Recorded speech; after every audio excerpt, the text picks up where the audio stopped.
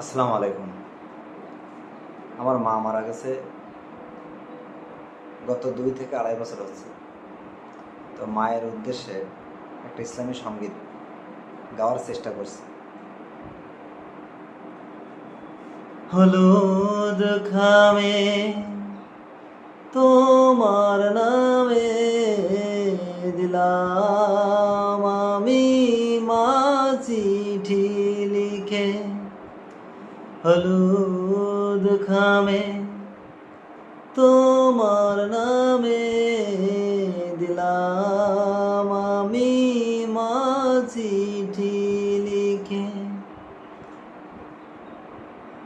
তোমার ছেলে ওই ফিরছে বাড়ি, সে দেখো